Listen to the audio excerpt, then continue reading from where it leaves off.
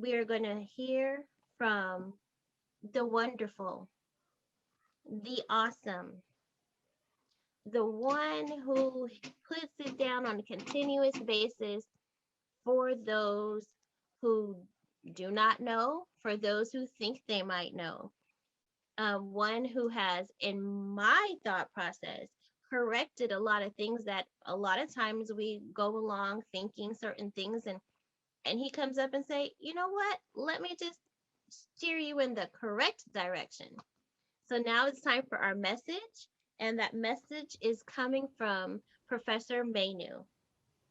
Professor? Good morning, we'll say, and thank you, Minister Lisa. Appreciate that. So all the best to everyone. Well, obviously, I'm glad to be with you this morning and afternoon, wherever you might be.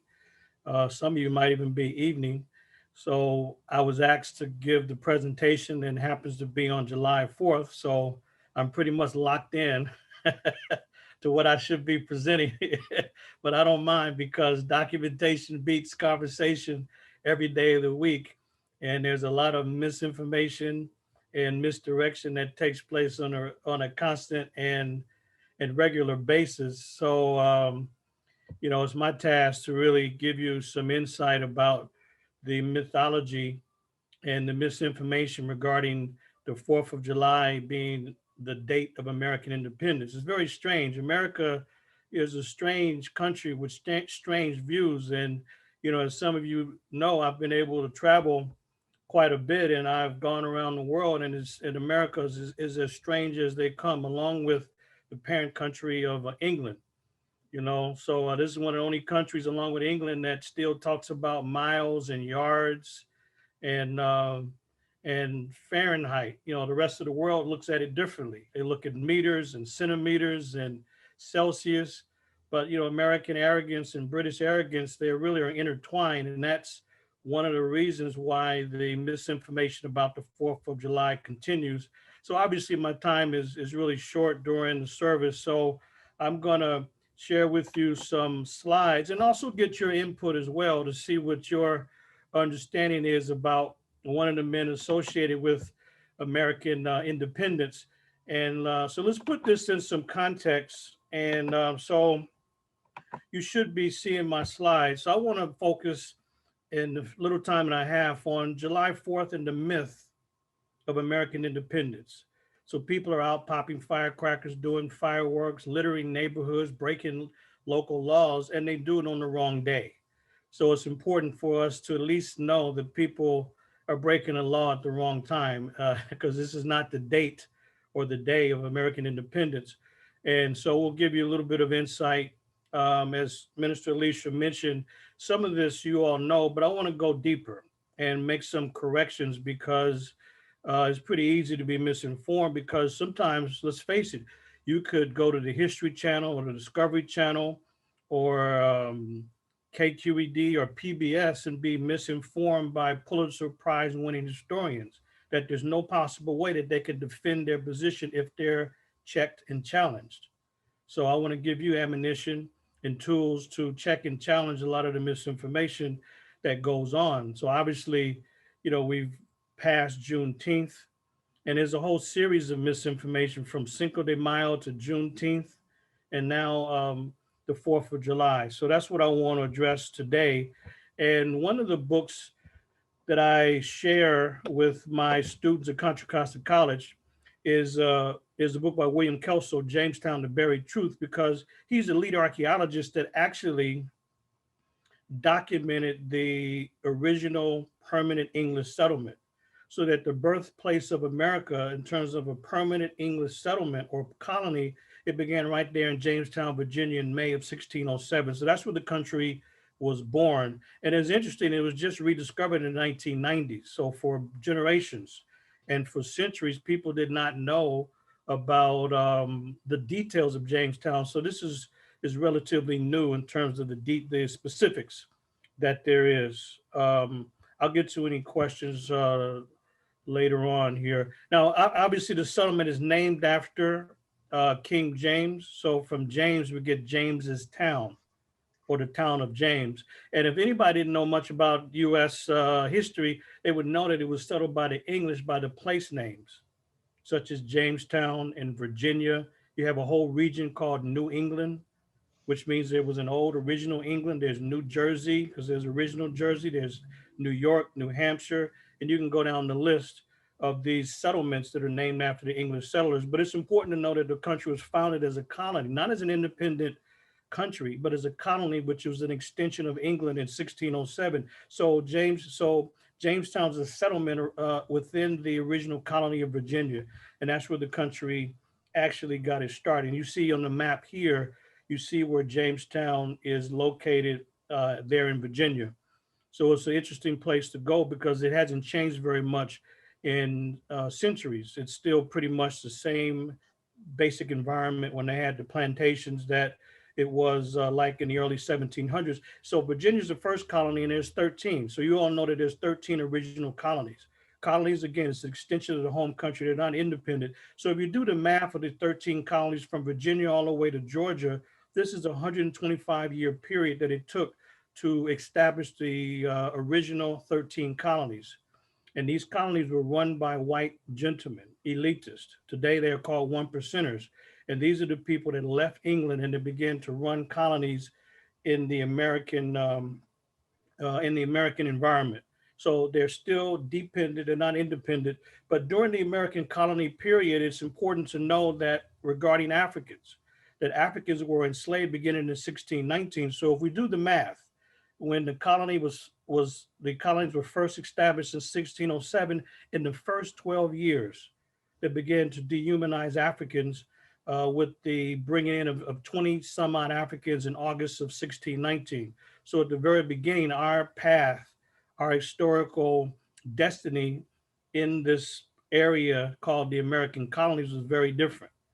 So from the very beginning, it had a dastardly past, a dastardly direction, because when Virginia was established, they went to war against the Powhatan.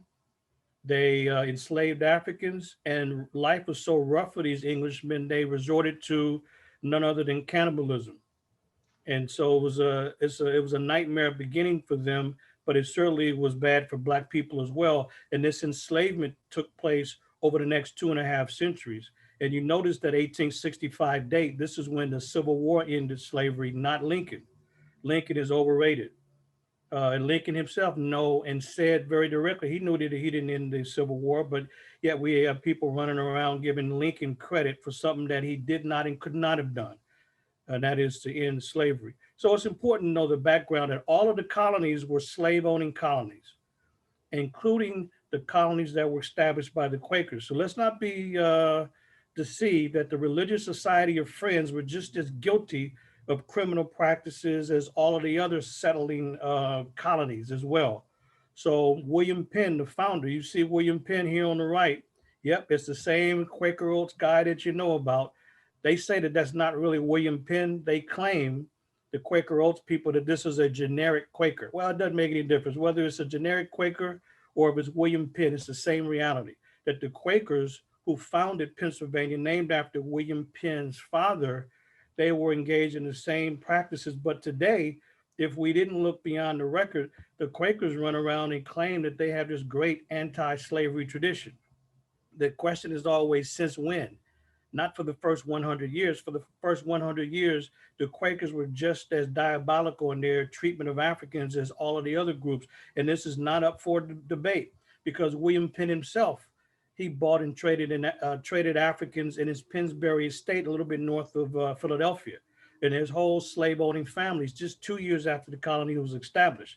The Carpenter families, the Dickinson, the Norris, the Claypool family, and their main settlement in Pennsylvania was none other than Philadelphia. So what's the name for Philadelphia? You know, in San Francisco, here on the West Coast, there's a nickname. And so the nickname is the city what? A brotherly love. Well, for Philadelphia, but in San Francisco is a city by the bay. But yes, in Philadelphia, brother, absolutely, Malik, that Philadelphia is not a nickname when it's called the city of brotherly love. That is the literal translation of the word Philadelphia. It's two Greek words. And the two Greek words of philos, which means love, and adelphos, which means brother. So when you hear Philadelphia being referred to as the city of brotherly love, that is the literal translation. But the contradiction could not be more amazing. How can it be called the city of brotherly love when the brothers got no love? The brothers got no love at all. The city was based on the enslavement of Africans from the very beginning. So the Quakers are just as guilty in their criminal practices as anyone else. So I just wanted to point that out because it's pretty easy when it was convenient when the Quakers joined the anti-slavery movement to try to erase a century of enslavement, but we won't let them do it. So just keep in mind that their founding city, the name is absolutely contradictory because we know Africans were enslaved. The records are pretty clear that they were marched to the coast. Notice the man with the rifle, Africans bound together with different wooden contraptions, men, children, women, they all were sent to the coast under the threat of murder if they didn't go along with this. And they were sent to these structures on the coast, so-called slave castles, and then put on ships. Most of us are aware of that. But one thing we didn't know until recently is exactly where did the first Africans come from. There's no way that anybody can realistically and honestly talk about so-called American independence without looking at the overall context of what was happening in America at the time. It's not just white settlers from England and some who came from Ireland. We have to look at the whole picture and how it is the colonies were built. As Native Americans were enslaved and put on reservations, and Black folks, Africans, were brought in to build the colonies. But now we know, this is how new some of this information is, but now we know with this book by Tim Hashaw, The Birth of Black America, we now know, folks, the full story of exactly where the first Africans came from and what was their plight. We know that story only since 2007. And this is the context and foundation we need to understand in order to put the so-called 4th of July or the 4th of Whose Lie in context. So we know from the work of Hashaw, looking at the English records, the Spanish records, the Portuguese records, as well as what was happening in Southwest Africa, that the first Africans who arrived in Jamestown, Virginia in 1619, here's their origin. They come from the Congo and the Ndongo groups, and they were marched to the coast to Luanda. This is where the Portuguese had a slave operation right here. So Africans were marched to this area, and this is where the slave ships docked.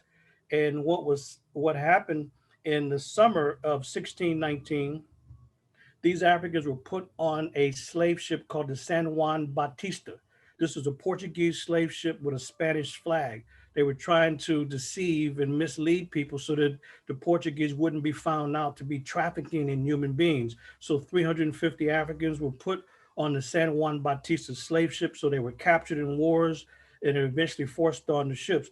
Now, this ship, the San Juan Batista, was on its way to Mexico, to Veracruz, Mexico, for Africans to be enslaved there. Now, in this long journey from Southwest Africa, the ship was on its way to Veracruz, Mexico, but it never made it. The ship actually went to Jamaica.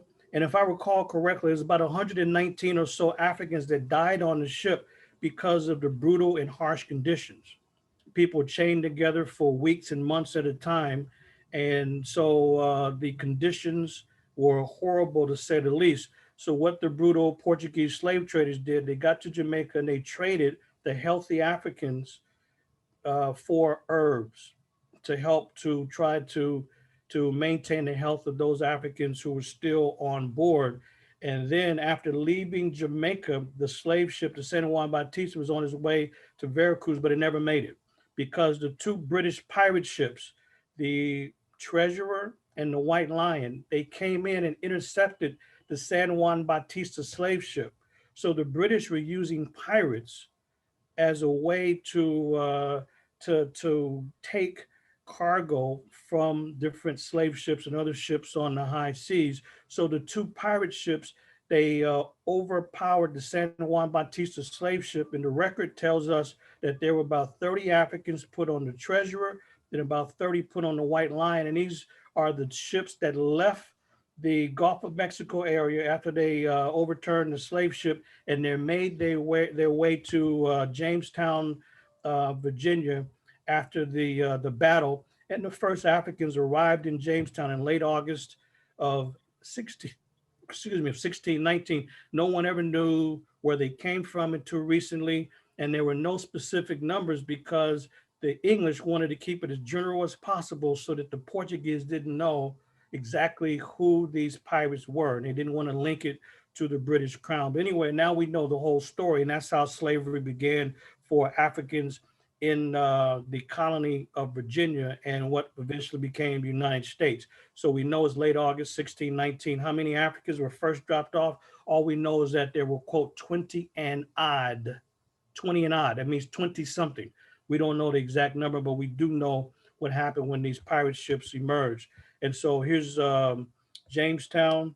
And if you ever go to Virginia, if you can find Richmond, Virginia, I would say it's a 45-minute drive to Jamestown. And that's where the first settlement was established, and that's where Africans were first brought. So it was a brutal system. Africans ran away on a regular basis. He was a runaway ad by Thomas Jefferson himself, the third U.S. president. This is an ad to try to capture a brother in his mid-30s named Sandy. So lots of people ran away. Other people were organizing, and when they were organizing, there were all kind of brutal contraptions to make sure that Africans could not teach and could not learn and teach letters, as they called it, reading and writing, and certainly not speaking to organize. So you see contraptions like this, but there was a lot of revolts, many slave revolts. So it's incorrect for someone, I know a lot of you all don't call them the slaves. It's disrespectful and it's inaccurate. They're not the slaves, they're Africans who happen to be enslaved. So it's best to call them enslaved Africans. Herbert Aptheker, in his classic book, American Negro Slave Revolts, he argues that there was more than 250 organized revolts. That's what he argues. Herbert Aptheker. This is a classic. So everybody studying African American experience, they study this book because of the work of the historian and scholar Aptheker. And anyway, so let's get to that's some of the background that's important. Now, what about the American colonies and the white folks and how they were experiencing this situation in the colonies? We know Africans and Native Americans had to struggle for independence, but what about those 13 colonies? This leads us to the American Revolutionary War. And then please take a look at the date, the years. If you do the math, this is an 8-year war when the American colonies were fighting against Britain to become an independent nation. And you can say anything you want during the war, it doesn't matter. What happens is at the end of the war. So in the middle of this war, the second year, actually, the American colonists, the gentlemen, the elitists, the one percenters, they decided that they didn't want to fight to just be respected. They now wanted to fight to become an independent country. And this is why the document called the Declaration of Independence was issued. It was issued as an announcement, as a formal statement to the British government, the British citizens, to the French, and to the American citizens that the American revolutionaries were now fighting not to just be given a voice in the British government system, but they were now fighting to become an independent nation. And this is why they issued a statement. This did not end the war. This was just a statement of intent, a statement of goals. So let's take a look at the timeline, just so we can put this in context. So what led to the American Revolution is this. There was a 7 Years' War. This was a war just quite simply to control and dominate all of North America, all of the what we now call the US and Canada. So fighting in the war were the British, the French, the Spanish. They were all fighting to control all of the land. So it's called the 7 Years' War. Sometimes people call it the French and Indian War. Same war, but you really want to know why they call it certain things. They call it the 7 Years' War because people are referring to the second phase of the war. Now, if you take a look at in blue, the years 1754 to 1763, that's not 7 years. It's actually what? 9 years.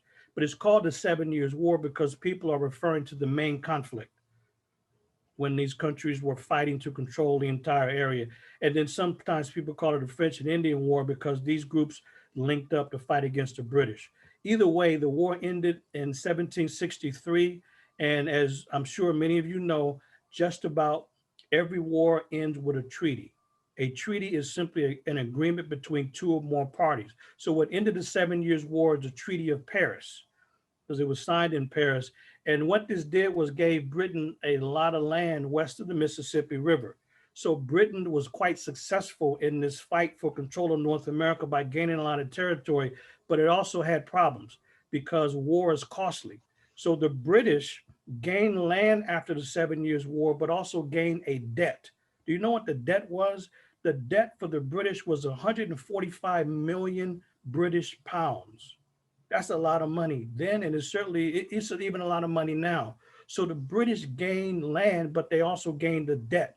So what the British decided to do is to tax the American colonies. Hey, we fought for you. We fought for your independence. We fought for control of North America. Now you pay. So for the next 10 years, King George III and the British Parliament imposed a series of laws on the American colonies without their input. So this 10-year period, right after the 7 Years' War, now the British are trying to pay off the debt from the war, and they didn't get any input from the American colonists. So the colonists had issues. They said, look, taxation without representation is tyranny. In other words, you elitist, you tax us in the American colonies, but we have no representation in the British Parliament to give our point of view. And we consider this to be tyranny or one-sided rulership. So the Americans, whenever a law was passed, like the Stamp Act, the Tea Act, the Sugar Act, whatever the acts were passed in order to raise money, the Americans, they protested. And this became their slogan. Eventually, all they wanted to do is this: the American gentlemen, the American elitists just wanted to have input in Congress. That's it. I mean, in the British Parliament. That's it. They just wanted input. And when the laws were continuing to be passed, George Washington and other American elitists, you know what they were upset by, the passing of these laws? George Washington was very clear, among the others. He said, look, don't you dare reduce us to the status of those slaves, as he called them, and women. In other words, it was an affront. It was an assault to their status to reduce George Washington and the other gentlemen, the other elitists, to the status of women and enslaved Black folks. And this is what upset George Washington and the other elitists.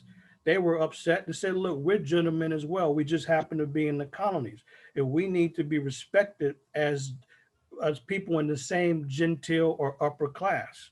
And they all looked down on commoners. They all did. There was no exceptions to that. And so George Washington, among others, were very upset by the imposition of laws that they had no input on. So, but initially they just wanted to stay connected to the British, to the British system, but be respected. And that's all they wanted. But the conflict continued because laws were continuing to be passed. Eventually, in April of 1775, the American Revolutionary War broke out. And even then, the American elitists just wanted to have input in the British decision making. They were appealing to King George III. But you know what? The next year, they said, enough's enough. We now are fighting to become an independent country. And this is when they issued the Declaration of Independence. And it was agreed to by all the colonies on July 4th, 1776.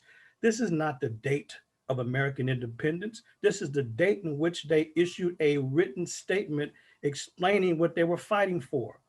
Documents like this don't end a war. People make all kind of comments before a fight, during a fight, but keep in mind that don't make no difference. Think about all of your experiences when somebody's making a whole lot of pronouncements of what they're gonna do to somebody. They say, I'm gonna beat you, and they get into colorful language about what they're gonna do to somebody, and they do it on the yard.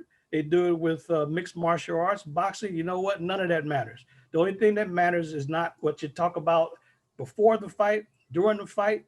You can make any pronouncement you want. The only thing that matters is what happens at the end of the fight. So notice that the document was issued in 1776, but do the math. How many years more did the war continue? Another what? 7 years. Absolutely. Another 7 years, these Americans had to fight to realize their goals and objectives. So the Declaration does not give the American colonies their independence. It's just a statement of goals, a statement of objectives, a statement of intent. It is foolish and insane for someone to run around talking about this is the Independence Day. There's no independence. Nobody recognized the American colonies as independent. They knew they weren't independent, so they still had to fight it out, literally for another 7 years. And in fact, Britain didn't stop the war. They didn't slow down the war. And they had to eventually negotiate it into the war. And this war did not end until there was another treaty signed. And that treaty was obviously in 1783. But let me give you the absolute birth date of America. This is the birth date of the United States of America, not July 4th, 1776, but is when the Treaty of Paris was signed. And it's not the same one in 1763. Now we're talking 20 years later. This, folks, is the absolute unmistakable date of American independence. You're looking at it right now, September 3rd, 1783. This is a universal, undisputed date when the American colonies became officially known as the United States of America. So for anybody to be out there breaking the law, being a public nuisance with litter all over the place, with fireworks and all of that on July 4th, tell them to break the law on the right day. If you're going to be a foul of the law, at least get the history straight. They should be out there violating the law on September 3rd. And by the way, there's no debate, there's no discussion about this. Look at the official sources. What are the official sources, you might ask? Well, what about whitehouse.gov? Treaty of Paris. That's what gave the American country its birth. Look at whitehouse.gov as a resource. Or what about the Library of Congress's website? It's LOCs for Library of Congress, LOC.gov. Or what about the National Archives? Well, archives.gov. So look at it, archives.gov, loc.gov, whitehouse.gov, September 3rd, 1783. This is the unmistakable birth date of America. This is the true Independence Day. You might say, well, Professor, why is it that people are running around on July 4th? Well, I'm glad you asked. Two reasons. Number one, ignorance. And number two, arrogance. America is absolutely arrogant. Some of these people know that that's the wrong date. And in fact, when the Declaration was issued in 1776, soon after that, some of the colonies began to celebrate and use that and pop off fireworks and arms and celebrations and rum and brandy and acknowledging July 4th. In fact, everybody didn't even agree to July 4th. John Adams, one of the so-called founding fathers, he said it was July 2nd because that's when the Continental Congress agreed to the document. But the reason why people say July 4th is that's when all of the colonies agreed to it. So yes, the document is important only because it pinpoints when the shift in the war began, from just being involved with British decision-making to now fighting to become an independent country. So it's one thing to fight for input, something else to fight to become an independent country. So the document is valuable for that reason, but certainly not based on giving the country its independence. That took place September 3rd, 1783 with the Treaty of Paris. There's no debate, there's no discussion. It's the absolute birth date. Now, in terms of this document itself, July 4th, 1776, it's quoted quite often. And it's the second paragraph actually that is the most important. This is the one that's it's the most quoted, it's the most referred to, it's the longest, and it's certainly the most important. So this paragraph starting here, let me give you a close-up. When they say that we hold, now who is we?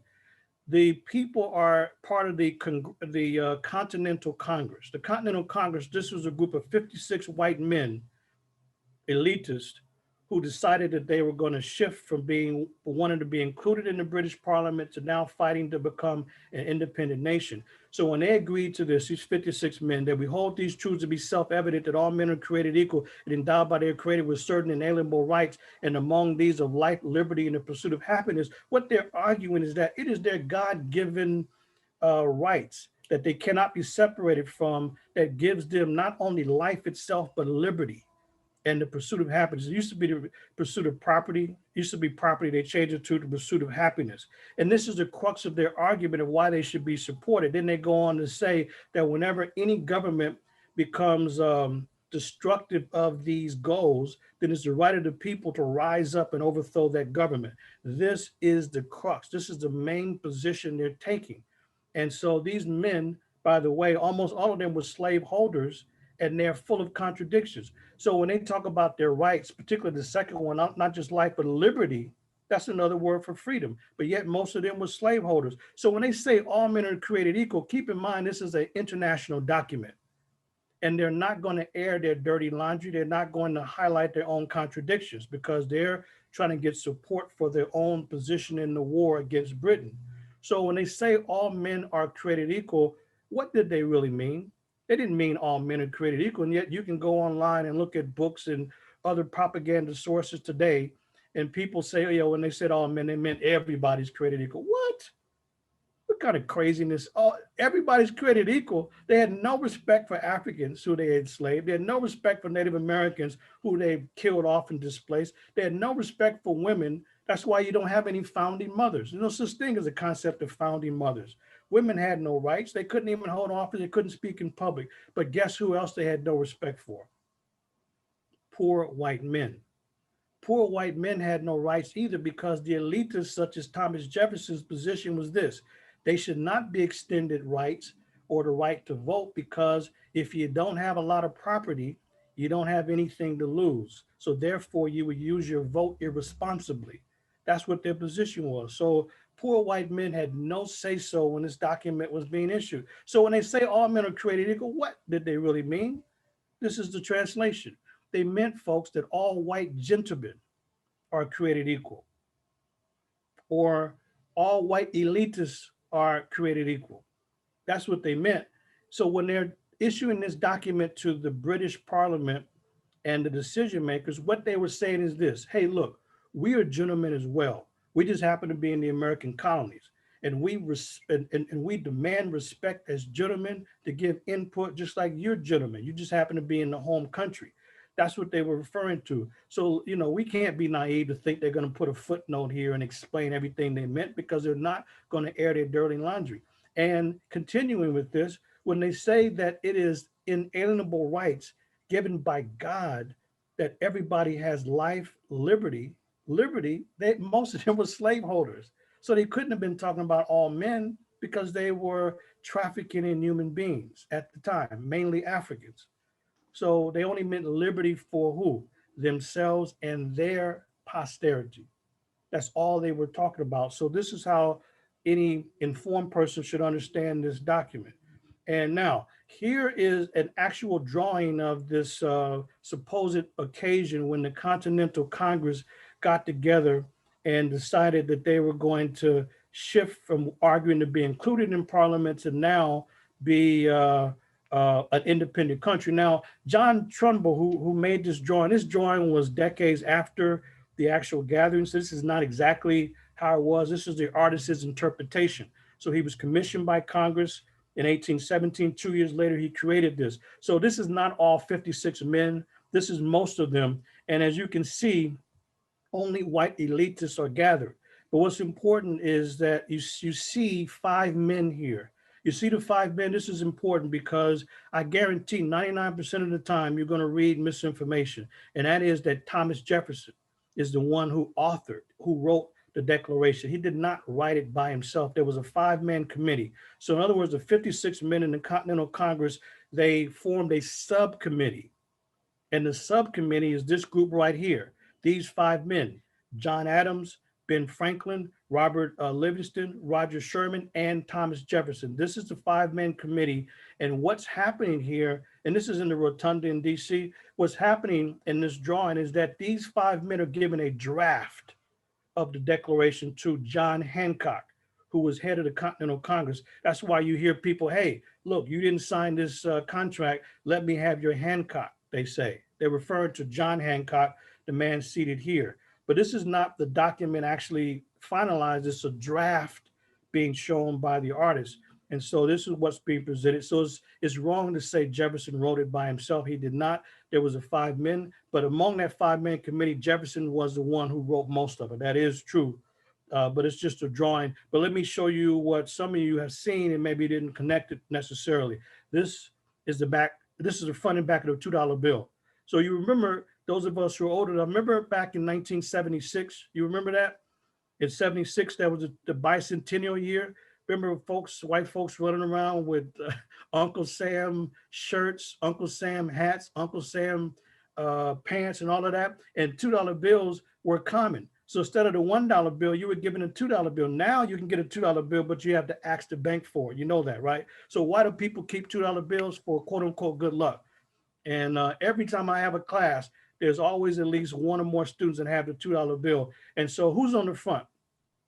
This is none other than Thomas Jefferson.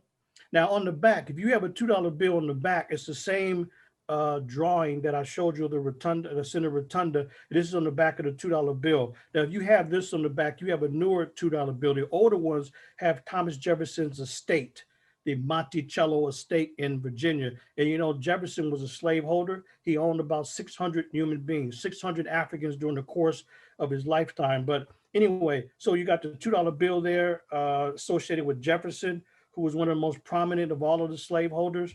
And now, let me also broaden this understanding of the Declaration and American independence. Now, if we go a little bit south to the Caribbean, we have to look at what country relates to Jefferson as a president and the Declaration? Haiti and the Haitian Revolution. So let's take a look at Haiti and how it relates to Jefferson and this idea of American independence and the Declaration of Independence. So, all right, so Thomas Jefferson and the Haitian Revolution. I want to just wrap this up by putting this in a larger perspective here. So Jefferson and the Haitian Revolution. So when did the revolution in Haiti take place? What was the 13-year uprising in Haiti? And it's interesting. So there was about 500,000 people enslaved in Haiti. So there were white folks at the bottom of the society. There were a lot of interbreeding and mixed groups, but there were enslaved Africans.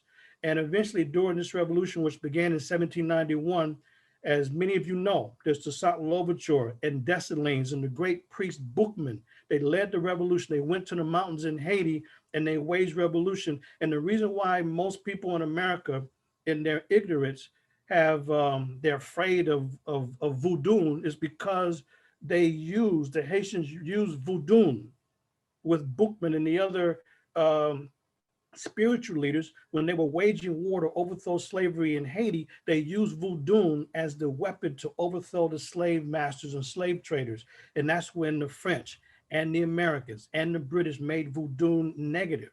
So now when somebody says voodoo, people run off thinking someone's get a voodoo doll and all this other nonsense. But nevertheless, it was Toussaint Louverture that rose at the head of the revolution. And what's interesting about the Haiti Revolution is that it was influenced by the French Revolution that took place in France, but it also was influenced by the American Revolution. And guess what? The Haitians issued their own Declaration of Independence, and they were inspired by the American Declaration of Independence. And notice when Haiti becomes independent, 1804. So who was the president when Haiti issued this declaration and eventually becomes an independent nation? In fact, Haiti became the first independent Black nation in the entire Western Hemisphere.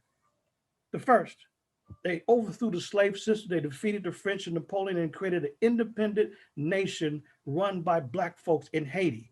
It's a tremendous example for not only the Western Hemisphere, but for the world. Now, in 1804, who was the president? None other than Thomas Jefferson. So Jefferson then had to deal with the Haitian Revolution. America now has become independent, you know, since 1783. Haiti follows suit, and Jefferson is the president. He had to do something about it. So guess what? So now here's the question. What was President Thomas Jefferson's response to the successful Haitian Revolution? So I want you to think about it, and I'm not able to do a poll.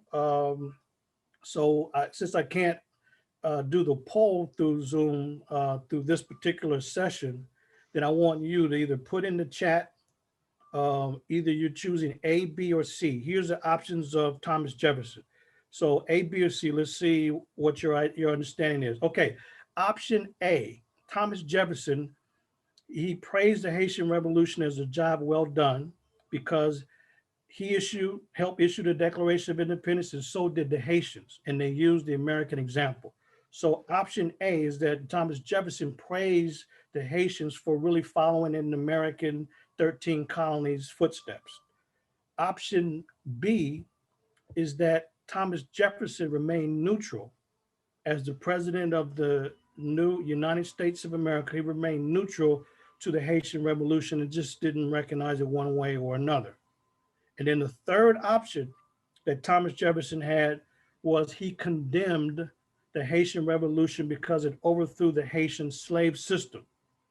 So why would he condemn it? Well, possibly he condemned the Haitian Revolution because guess what? He was a slaveholder. Slavery was certainly legal in the US. There's 5 instances in the American Constitution which embrace and endorse slavery and the slave trade. So if slavery is overthrown in Haiti, it may be overthrown in Jamaica and then eventually overthrown in the United States. So either Jefferson condemned the revolution, he remained neutral, or he praised it because they did what he had done. So I'll give you about 30 seconds. And what's your position? Did he take option A? Did he take option B? Or did Thomas Jefferson, the 3rd US president, choose option number C? So Brother Bill, if you could, since you're always diligent, if you can tally up whatever you might see there in the chat. And if some of you are not on the chat or whatever it is, then just kind of mark it down, because I don't want anybody changing after the fact. So yeah, that's the one I chose. No, documentation beats conversation. We're not gonna let you change. Yeah, hey, you can't change your answer after the fact. Hey, we got to control the quiz here. So put it in the chat, whatever you think, A, B, or C. And if you're not able to do the chat right now, just write it down. And then I'm gonna check your paper out later. I'm gonna have you put it up to the screen so you don't switch your answers. And Brother Richard, I see you. Good to see you, brother. London, good to see you. Thank you. Thank you, good brother. All right. Okay, a few more seconds, folks. So either A, B, or C, and then let's see what you all came up with, and then we'll give you the answer. All right, so here it is. These are the results to what Thomas Jefferson did. All right, it's B. He remained neutral concerning the Haitian Revolution. You know why? Because he couldn't praise it, because if he praised the Haitian Revolution, then therefore he would be in absolute public contradiction as a slaveholder himself. And he would have to go against the US Constitution, which endorsed slavery. So he couldn't embrace the Haitian Revolution. And guess what? He couldn't condemn it, because they did exactly what he did. They issued a Declaration of Independence and waged war. He couldn't embrace it. He couldn't condemn it. So guess what? He remained stoic, and he hoped that the problem would just go away. Thomas Jefferson said slavery was like grabbing a wolf by the ears. In other words, you grab a wolf by the ears. In other words, you gotta grab it by the ears and keep some distance, because the wolf gonna take it out. And so it's like an uneasy dance with slavery. And Jefferson knew what he was doing was wrong. The man said, if there's a God, we're in serious trouble. He knew what he was doing was foul. So how many of you had B? So Brother Bill, I guess you're keeping it honest there in the chat. All right, I won't check it right now, but B's the correct answer. Okay, Cassie, you have my class, so you cheated. I'm gonna discount your. Anyway, okay. So anyway, I think C is what he was really thinking. Well, yeah, okay. That's a footnote. I'll give you that, but he was thinking C, of course, but he had to choose B because he's an ultimate politician, to say the least. Now, condemning this phony and fake Declaration of Independence, Brother Desmond addressed some of it, but it's the famous Frederick Douglass speech, July 5th, 1852. Now, he gave the speech in Rochester, New York, and it was the Ladies Anti-Slavery Society. And so Frederick Douglass called it, "What to the Slave is the 4th of July." Now, for Douglass, his position was this: why do you invite me to your celebration? Douglass thought that these people were inviting him to make a mockery of him. Here it is, Frederick Douglass, born in slavery in Baltimore. He could only see his mother at night when she would escape and have to travel 12 miles to see him. He didn't know who his father was. He thought it was probably one of the slaveholders. And the man had to fight Mr. Covey and eventually escape from slavery. And then he becomes an anti-slavery activist, and they invite him to give some credence and credibility to the 4th of July. So he let them have it. My question, what were they thinking? Why would they invite the great Frederick Douglass to a 4th of July celebration? And so he said, what to the slave is your 4th of July? He said, I answer a day that reveals to him more than all other days in the year the gross injustice and cruelty to which he is the constant victim. To him, your celebration is a sham, your boasted liberty an unholy license, your national greatness swelling vanity. Your sounds of rejoicing are empty and heartless. Your denunciation of tyrants brash-fronted impotence. Your shouts of liberty and equality hollow mockery.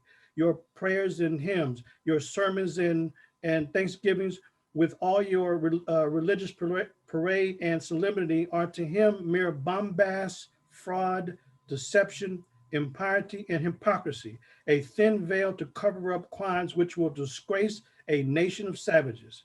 There is not a nation on the earth guilty of crimes more shocking and bloody than are the people of the United States at this very hour. Ooh-wee. That is Frederick Douglass in his mid-30s letting his enemy have it. You're gonna invite me to your celebration, but it's not only Douglass, which is one of the most famous speeches in the history of the country. You know another famous speech that gets overlooked that mentions this phony and fake Independence Day? What Dr. King said on October 28th. Let's not overlook that Black orators, Black activists have always challenged the fake and phony Independence Day.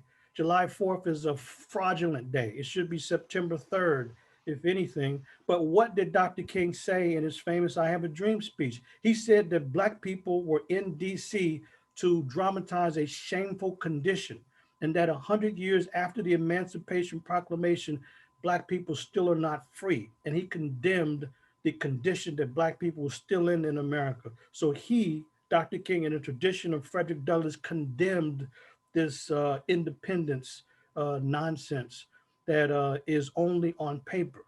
And so anyway, I just wanted you to know, in addition to what you already knew, that 4th of July is a fraudulent day.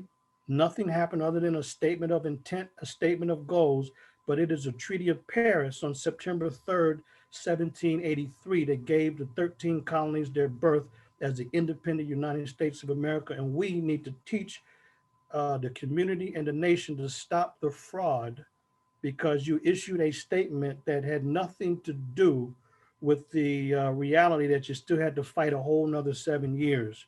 So the 4th of July and the myth of American independence. So I've given you all, just some context to understand the fraud and hypocrisy of this day of people celebrating the so-called birthday. And just one other quick thing is that there's virtually no other countries in the world that celebrate their Independence Day on an ideal that had not come to fruition.